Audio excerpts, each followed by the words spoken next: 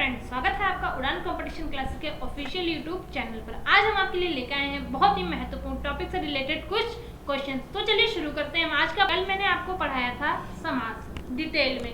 समास से रिलेटेड सारे डाउट्स आपके आई होप क्लियर हो गए होंगे। तो आज हम आपके लिए लाए हैं समास के कुछ बहुत ही महत्वपूर्ण क्वेश्चंस जिनसे आपका डाउट 100% क्लियर हो ही जाएगा। और अगर आपको इस टाइप के क्वेश्चंस और चाहिए तो आप हमें कमेंट बॉक्स में बता सकते हैं, तो हम आपके लिए इस टाइप के क्वेश्चंस और भी लेके आएंगे। लेकिन अब अगर आपने अभी तक हमारा चैनल सब्सक्राइब नहीं किया है तो क्यों नहीं किया है, फटाफट हमारे चैनल को सब्सक्राइब कर दीजिए और बेल आइकन को भी प्रेस कर दीजिए ताकि रिलेटेड वीडियो हम डेली आप तक पहुंचाते रहें। और हमारे वीडियोस अगर आपको अच्छे लग रहे हो तो प्लीज़ लाइक करने में कोई भी कंजूसी ना करें।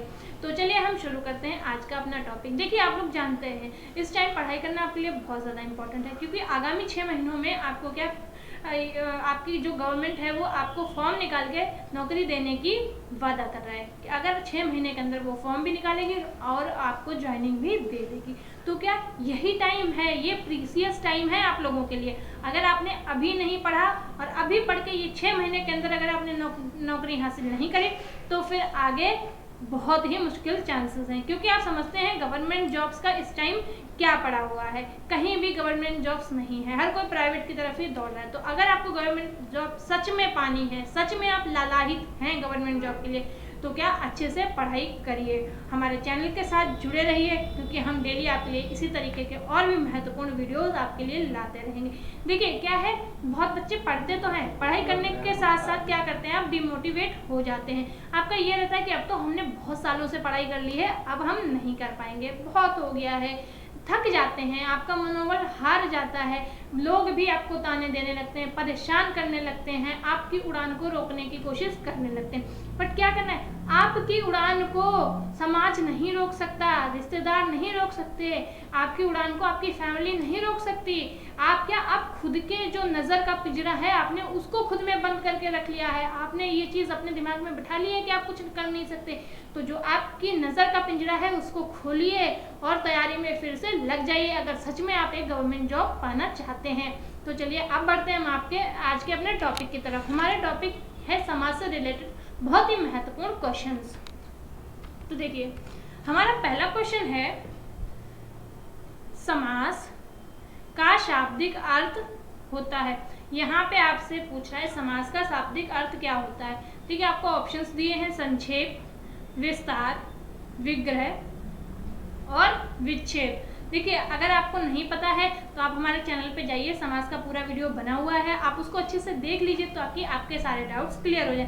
तो देखिए, विस्तार का मतलब होता है, पहले हम सारे ये आपके जो ऑप्शन है इनको हम जरा डिटेल में देख लें। देखिए, विस्तार का मतलब होता है किसी चीज़ को फैलाना, बहुत बहुत फैलाना, वो आपका विस्तार। विग्रह का मतलब होता है किसी चीज़ को अलग अलग करना। विच्छेद का मतलब भी होता है दो चीज़ों को तोड़ना। और यहाँ पे जो लिखा हुआ है आपका ऑप्शन नंबर ए संक्षेप, संक्षेप का मतलब होता है किसी बड़ी चीज़ को इतना छोटा करना, उसको सरल भाषा में छोटा करके हम बोले उसको क्या बोलते हैं, संक्षेप। कहते हैं ना, कभी कभी लोग लंबी बातें करते हैं तो उनको समझ नहीं आता तो वो बोलते हैं भाई थोड़ा संक्षेप में बताइए। तो संक्षेप का मतलब होता है शॉर्टकट, मतलब बड़ी बात को थोड़ा सा छोटा करके बताइए। वो नहीं बोलते हैं अनेक शब्दों के लिए एक शब्द, उस टाइप का यहाँ पे है। तो यहाँ पे जो आपका करेक्ट होगा ऑप्शन वो हो जाएगा संक्षेप। देखिए, यहाँ पे समास का शाब्दिक अर्थ होता है संक्षेप, ऑप्शन नंबर ए यहाँ पे आपका करेक्ट हो जाएगा। तो देखिए, अब बढ़ते हैं हम अपने दूसरे क्वेश्चन की तरफ। जो हमारा दूसरा क्वेश्चन है वो है ये, इसमें कह रहा है कि निम्नलिखित में से कौन सा पद अव्ययी भाव समास है। यानी कि आपको यहाँ पे पहचानना है कि अव्ययी भाव समास किस में है। चलिए देखते हैं आपके ऑप्शन है ग्रहागत, आचार, कुशल और प्रतिदिन। क्या है? प्रतिदिन। अव्ययी भाव समास प्रतिदिन, यानी कि जो यहाँ पे आपका करेक्ट ऑप्शन हो जाएगा वो हो जाएगा आपका प्रतिदिन। ऑप्शन नंबर 4 है यहाँ पे आपका करेक्ट हो जाएगा। तो देखिए, अगर आप तोड़ेंगे तो निकालेंगे ना इसका हर दिन, तो यानी कि प्रतिदिन। ऑप्शन नंबर 4 आपका सही है। अब बढ़ते हैं नेक्स्ट क्वेश्चन की तरफ। यहाँ पे आपसे पूछ रहा है चतुर्भुज में कौन सा समास है। अगर आपने समास को अच्छे से पढ़ा है तो आप यहाँ पे आपका जो आंसर है वो दे सकेंगे। देखिए आपके ऑप्शन है द्विगु समास, अव्ययी भाव समास, बहुब्रीहि समास और तत्पुरुष समास। तो देखिए ये द्विगु समास के अंतर्गत क्या आता है। द्विगु समास में जो आता है, द्विगु समास में होता है जहां पर आपको संख्याओं का बोध हो। किसका बोध हो? संख्याओं का बोध हो। इसमें होता है आपका प्रथम पद प्रधान हो और इसमें उपसर्ग लगा हो। ठीक है। फिर बहुब्रीहि समास के अंतर्गत आपका जो आता है उसमें आता है विग्रह करने पर एक नया शब्द निकल के आए और उस नए शब्द का एक अर्थ हो, यानी सार्थक शब्द निकल के आए। तत्पुरुष समास का मतलब होता है जहां पे आपको कारक चिन्ह मिले। क्या मिले? कारक चिन्ह। कारक चिन्ह क्या होते हैं? जैसे आपने पढ़ा भी होगा, कर्ता ने कर्म को कारण से, संप्रदान के लिए, अपादान से। तो इस तरीके के जो होते हैं ना, वो क्या होते हैं? वो होते हैं आपके कारक चिन्ह। तो यहाँ पे आपसे देखिए चतुर्भुज, क्या चतुर्भुज यानी चार भुज। क्या देखिए यहाँ पे क्या संख्या का आया ना, चतुर का मतलब चतुर्भुज यानी चार भुज वाला। क्या हुआ? चार भुज वाला। चार भुज वाला कोई होता है क्या? नहीं होता है। यहाँ पर क्या, यहाँ पे आपको संख्या का बोध करा रहे हैं यानी चार। तो ये संख्या का बोध आपको किसमें होता है? ये होता है आपको द्विगु समास के अंतर्गत। तो यहाँ पे ऑप्शन नंबर ए आपका एकदम से करेक्ट हो जाएगा। तो इसी के साथ आई होप आपको वीडियोस पसंद आ रहा है। अगर पसंद आ रहा है तो हमारे वीडियोस को लाइक करें, हमारे चैनल को भी सब्सक्राइब करें। तो चलिए इसी के साथ बढ़ते हैं नेक्स्ट क्वेश्चन की तरफ। हमारा यहाँ पे जो नेक्स्ट क्वेश्चन है वो कह रहा है कि इसमें से द्वंद्व समास का उदाहरण है। यहाँ पर कह रहा है कि आपको यहाँ पे जो बताना है वो बताना है आपको द्वंद्व समास इसमें से कौन सा है। देखिए ऑप्शंस हैं आपके पीताम्बर, नेत्रहीन, चौराहा और रुपया और पैसा। तो देखिए पहले हम ऑप्शन को देखते हैं। देखिए यहाँ पर पूछ रहा है द्विगु समास, द्वंद्व समास। तो द्वंद्व समास में क्या होता है, या तो वहां पर योजक चिन्ह मिले या फिर योजक चिन्ह मिले आपको, या फिर वहां पर या और का इस्तेमाल किया गया हो।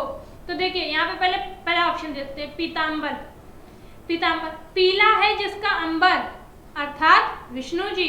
तो क्या यहाँ पे ये योजक चिन्ह है? कोई नहीं। दूसरा नेत्रहीन, नेत्र से हीन। नेत्र, जब इसको हम तोड़ेंगे नेत्रहीन को, तो जब ये टूटेगा तो आएगा आपका नेत्र से हीन।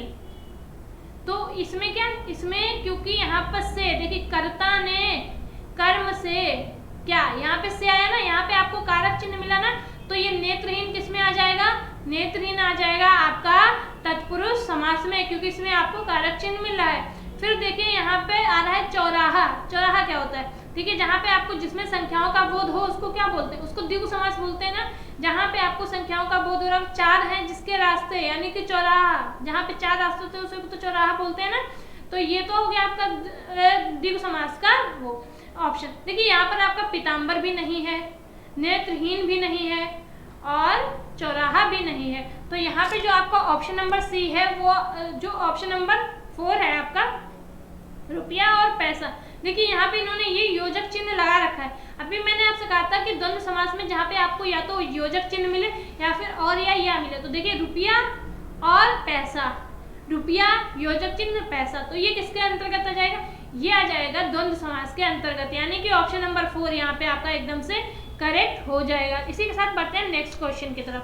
देखिए इसमें पूछ रहा है अव्ययी भाव समास का एक उदाहरण यथाशक्ति का सही विग्रह क्या होता है। देखिए जब अव्ययी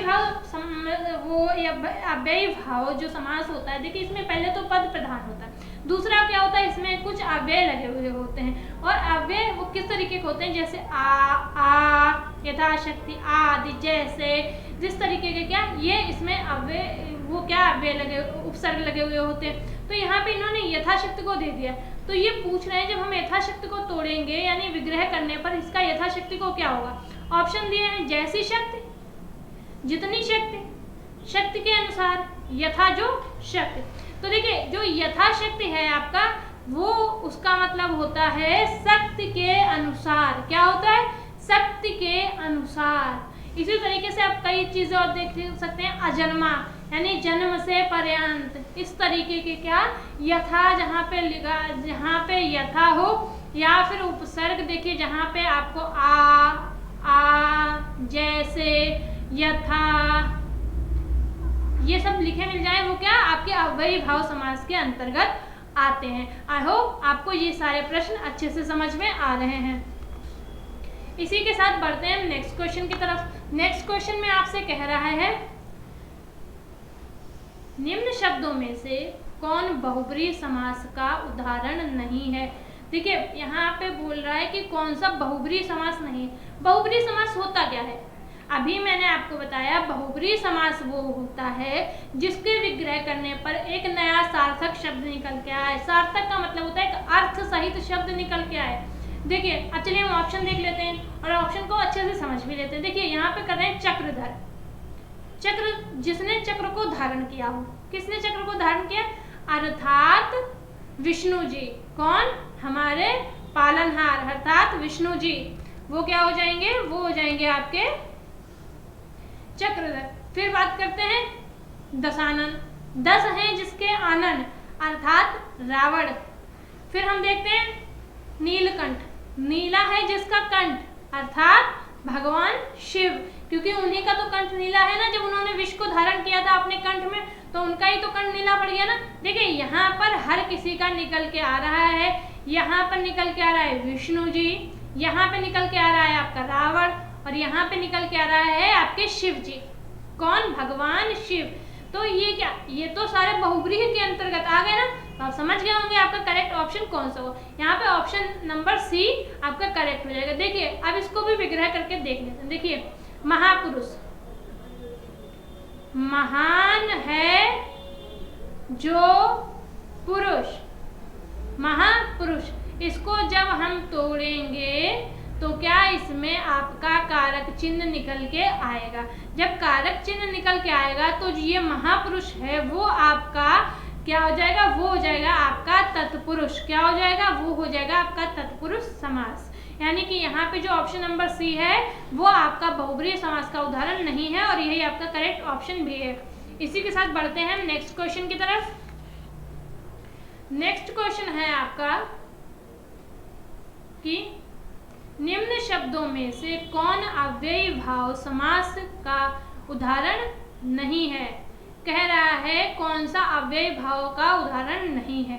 तो देखिए आपके ऑप्शंस हैं आमर, निसंदेह, शोकाकुल और भरसक। तो यहाँ पे जो आपका करेक्ट ऑप्शन होगा वो हो जाएगा आपका शोकाकुल। ये आपका क्या, ये आपका अव्ययी भाव समास का उदाहरण नहीं है। देखिए आसान सी बात है, जहाँ पे आ, यथाशक्ति तरीके के लगे होंगे या जो भी होंगे वो किसके अंतर्गत आ जाएंगे? वो आपके अव्ययी भाव समास के अंतर्गत आ जाएंगे, या फिर उसका प्रथम पद प्रधान हो। तो चलिए अब बढ़ते हैं नेक्स्ट क्वेश्चन की तरफ। देखिए यहाँ पे आपसे बोल रहा है 2 अथवा 2 से अधिक शब्दों से मिलाकर बने हुए नए सार्थक शब्द को क्या कहते हैं। देखिए आपके ऑप्शंस हैं संधि, समास, अव्यय या फिर छंद। तो देखिए अगर आप समास की डेफिनेशन याद करते हैं तो वहाँ पे यही बोला जाता है 2 या 2 से अधिक शब्दों को मिलाकर जो एक सार्थक शब्द बनता है उसको हम समास कहते हैं। तो वही चीज़ यहाँ पे 2 या 2 से अधिक शब्द मिलाकर नए सार्थक शब्द बनता है, उसको हम बोलते हैं समास। यहाँ पे ऑप्शन नंबर 2 आपका करेक्ट हो जाएगा। देखिए अब बढ़ते हैं नेक्स्ट क्वेश्चन की तरफ। नेक्स्ट क्वेश्चन है हमारा निम्नलिखित में से कर्मधारय समास किसे कहते हैं। कर्मधारय समास, यहाँ पे कर्मधारय समास पूछ रहा है। कर्मधारय समास में क्या होता है, यहाँ पर क्या प्रथम पद आपका प्रधान होता है और इसमें व्यक्ति और वस्तु की विशेषता बताई जाती है। यहाँ पे देखिए चक्रपाणी, चतुर्युग, नीलोत्पल और माता। तो यहाँ पे आपका जो करेक्ट ऑप्शन हो जाएगा वो हो जाएगा आपका नीलोत्तर, यानी कि ऑप्शन नंबर सी यहाँ पे आपका एकदम से करेक्ट हो जाएगा।